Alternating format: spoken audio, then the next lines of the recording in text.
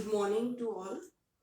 Today we will do the second illustration of journal on page number 5.9. Journalize the following transactions.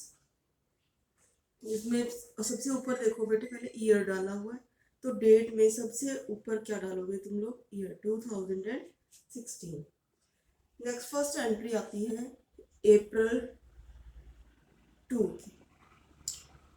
In date column you will put it as April 2. यहाँ से signify हो गया अभी ये entry किस date की है?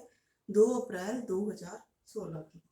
Started business with ₹1 lakh. अब बिजनेस स्टार्ट किया है तो इट मीन्स बिजनेस में पैसा आया है. वही एंट्री रिपीट करेंगे. कैश आ गया बिजनेस में, कैश इज रियल अकाउंट, तो what comes in must be debited. Cash account debited to capital account. इसकी नरेशन क्या लिखोगे? Being cash introduced into the business. Amount इसका कितना है? 1 लाख. कैश डेबिट हुआ है तो डेबिट कॉलम में 1 लाख और क्रेडिट कॉलम में भी कितना लिखोगे? 1 लाख रुपीज. नेक्स्ट इसी के साथ ही है पेड इनटू बैंक. अब बैंक में पे कर दिया गया, मतलब कि बैंक में पैसे जमा करा दिए गए. बैंक में पैसे जमा करा दिए तो बैंक, दो अकाउंट कौन से इन्वॉल्व हो गए इसमें? एक तो बैंक अकाउंट इन्वॉल्व हो गया, एक अकाउंट इन्वॉल्व हो गया कैश अकाउंट. अब बैंक अकाउंट क्या होता है? Bank account is the personal account. तो बैंक इज द रिसीवर. पे किए गए हैं बैंक में, तो रिसीवर है तो पर्सनल अकाउंट है, तो इसको क्या करेंगे? Debit the receiver. तो बैंक अकाउंट क्या होएगा? डेबिट. और कैश बिजनेस में से जा रहा है तो इसको क्या करेंगे? क्रेडिट. 2 के साथ शुरू. To cash account. इसकी नरेशन क्या आएगी? Being cash paid into bank. Amount इसका कितना है? 50,000 रुपीज. इधर भी 50,000 रुपीज. नेक्स्ट आता है अप्रैल 3 को. नेक्स्ट एंट्री है बॉट फर्नीचर फॉर कैश. अब यहाँ पर दो अकाउंट्स कौन से इन्वॉल्व है बेटे? फर्नीचर परचेज किया है, फर्नीचर एसेट है, तो यहाँ पर परचेजेस अकाउंट नहीं ओपन होगा. कौन सा अकाउंट ओपन होगा? Furniture account. और दूसरा पेमेंट किसके थ्रू हुई है? कैश के थ्रू. तो दो अकाउंट्स इन्वॉल्व हो गए, फर्नीचर अकाउंट और कैश अकाउंट. फर्नीचर अकाउंट कौन सा अकाउंट है? Real account. ये भी रियल अकाउंट है. रूल क्या लगेगा? डेबिट व्हाट कम्स इन. क्या आ रहा है? फर्नीचर. जा क्या रहा है? कैश. तो दोनों को हम फर्नीचर को करेंगे डेबिट और कैश को करेंगे क्रेडिट. तो फर्नीचर अकाउंट क्या कर देंगे? डेबिट. कैश को क्रेडिट करना है तो किसके साथ स्टार्ट होगा? 2 के साथ. To cash account. अमाउंट कितना है? 5,000 रुपीज. 5,000 रुपीज. नरेशन क्या लिखेंगे? Being furniture purchased. नेक्स्ट आती है अप्रैल 5 की एंट्री. डेट वाले कॉलम में अप्रैल 5. Bought goods for 30,000. ये तो सिंपल एंट्री है. गुड्स परचेज किए हैं तो कौन से इन्वॉल्व हो गए अकाउंट? एक तो परचेजेस अकाउंट, एक कैश अकाउंट. दोनों ही क्या है? रियल अकाउंट है. अब what comes in must be debited. क्या आ रहा है बिजनेस में? गुड्स. परचेजेस अकाउंट क्या होगा? डेबिट. और क्रेडिट क्या होगा? कैश अकाउंट, क्योंकि बिजनेस में से कैश जा रहा है. कितना अमाउंट है इसका? 30,000 डेबिट कॉलम में, 30,000 ही क्रेडिट कॉलम में. Being goods purchased for cash. Now going towards the next entries. इसको इरेज कर देती हूँ बेटा मैं. नेक्स्ट एंट्री आती है सोल्ड गुड्स फॉर कैश. अब यहाँ पर देखो दो अकाउंट कौन से इन्वॉल्व हो गए, एक सेल्स अकाउंट इन्वॉल्व हो गया और एक कैश अकाउंट इन्वॉल्व हो गया। डेट इज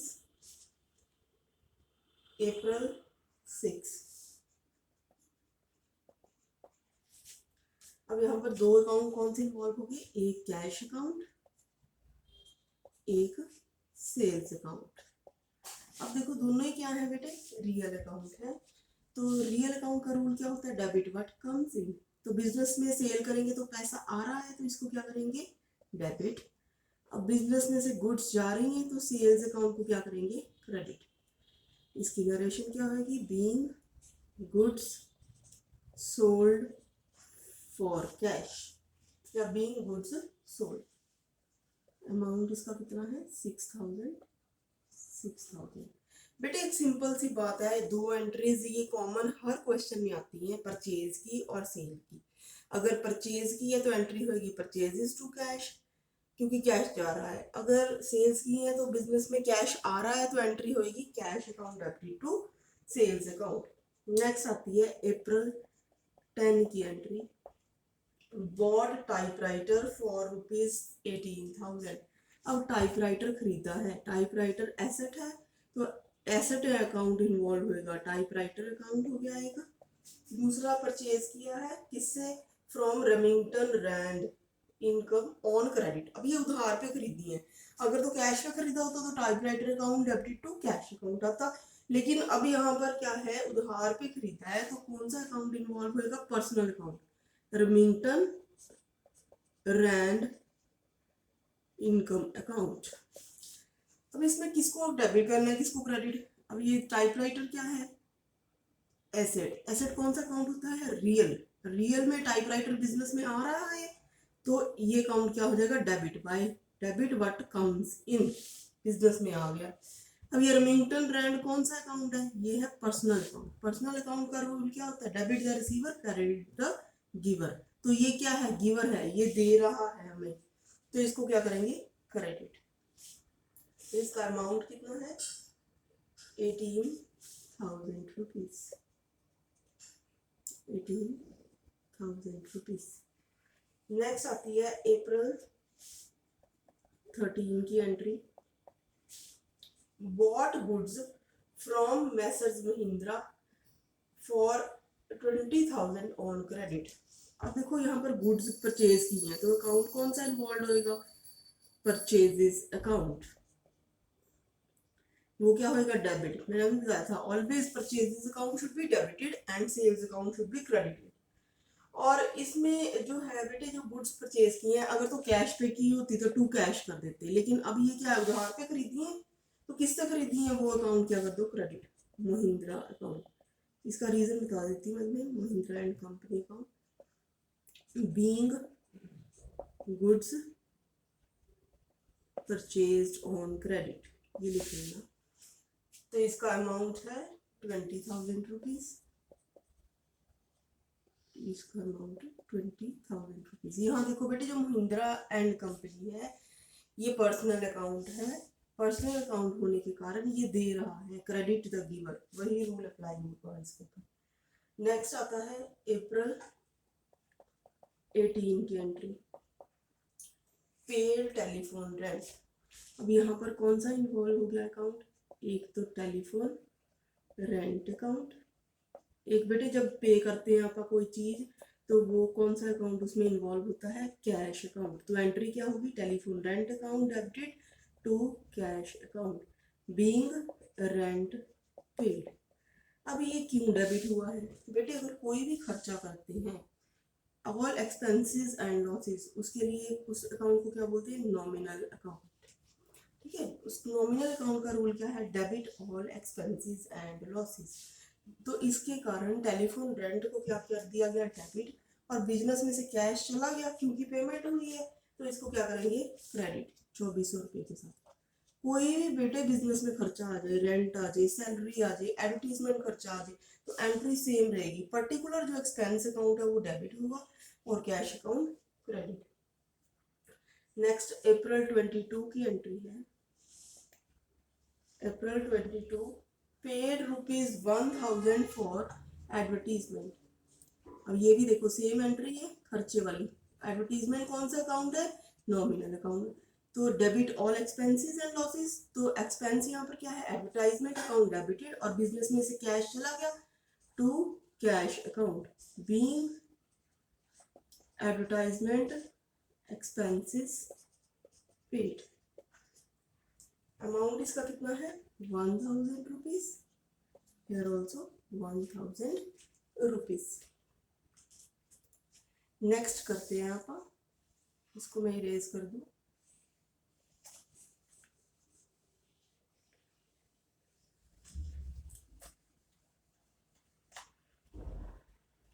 नेक्स्ट एंट्री क्या है? Sold goods to messrs Leader Walls limited for cash. अब यहाँ देखो कंफ्यूज करने के लिए क्या है, फर्म का नाम भी दिया गया है, प्लस इसमें क्या लिखा है भी ये कैश की सेल्स है। तो इसमें कंफ्यूज नहीं होना, जहां पर वर्ड कैश आ गया तो वो सेल्स को कौन सी कंसीडर करनी है? Cash sales. अप्रैल 26 की एंट्री, तो ये सिंपल कैश सेल्स की मैंने एंट्री क्या बताई थी, बिजनेस में कैश आ गया तो कैश अकाउंट को क्या कर दो? Debit to sales account. Being goods sold for cash. कितना अमाउंट है इसका? 8000। नेक्स्ट आती है बेटे अप्रैल 30 की एंट्री, पेड सैलरीज। देखो ये फिर से रिपीट हो गया। सैलरी क्या है? नॉमिनल अकाउंट, खर्चा है। Debit all expenses and losses, salary account को क्या करेंगे?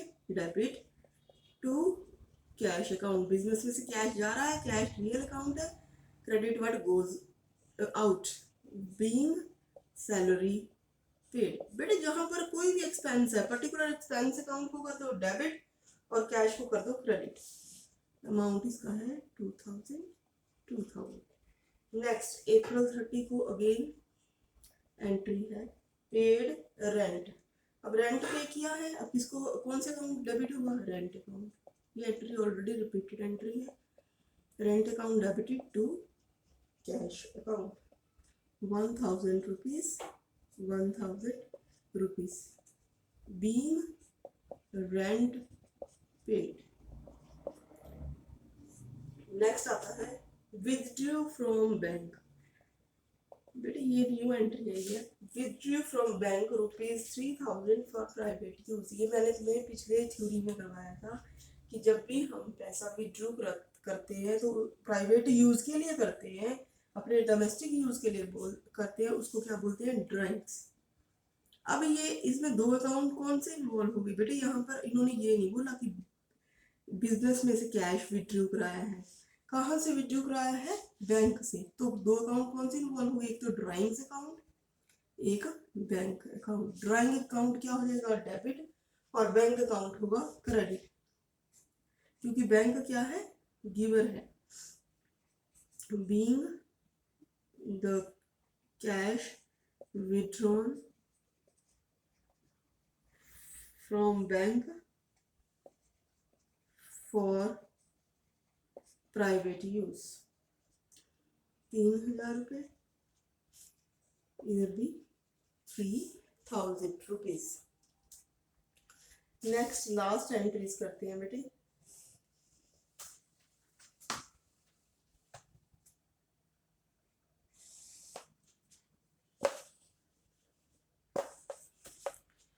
Next is bought one delivery van for ₹3 lakh from Delhi motor company. अब डेट डालो यहाँ, अप्रैल 30। एक डिलीवरी वैन खरीदी है, कहाँ से खरीदी है? From Delhi motor company. अब देखो यहाँ पर नहीं लिखा हुआ कि भी ये जो वैन है वो कैश पे खरीदी है, तो इट इज अंडरस्टूड जब एक फर्म का अकेली का नाम लिखा होता है then you will assume it as credit purchases। अब यहाँ पर जो वैन है वो आई है, तो वैन अकाउंट इन्वॉल्व हो गया। एक तो ये क्या है? वैन एसेट है, और ये रियल अकाउंट है, ठीक है। तो इसको क्या करेंगे? Debit. What comes in credit किसको करेंगे? अब कैश बिजनेस में से नहीं किया, जो पर्टिकुलर पर्सनल अकाउंट है दिल्ली मोटर कंपनी, इसको क्या करेंगे, credit with the amount 3 lakh being motor van purchased। Next देखो बेटा, इसी के सब लाइन है, payment to be made by monthly instalment. अब इसकी पेमेंट कैसे करनी है बच्चे, मंथली इंस्टॉलमेंट, हर महीने इंस्टॉलमेंट जाएगी, कितने की जाएगी, 20,000 की, और 20,000 की together with interest of 18%, first instalment to be paid by cheque. अब जो पहली इंस्टॉलमेंट है वो हम चेक के साथ पे करेंगे। तो फिर पहली इंस्टॉलमेंट चेक के साथ जब पे करेंगे तो कौन से अकाउंट दो इन्वॉल्व हो गए, एक तो पेमेंट किसको जानी है, दिल्ली मोटर को, दिल्ली मोटर कंपनी का कौन सा अकाउंट है, पर्सनल अकाउंट, ये रिसीवर है तो जिसको क्या करेंगे, डेबिट। अब पेमेंट बैंक के थ्रू हो रही है तो बैंक अकाउंट को क्या कर देंगे, क्रेडिट, क्योंकि बैंक से पैसा जा रहा है। Being the first instalment paid, that is 20,000।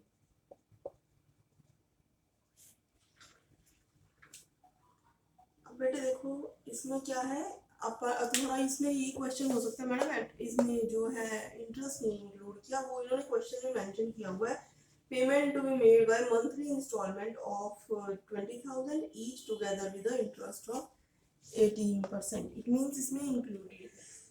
So this is all about the illustration number 2।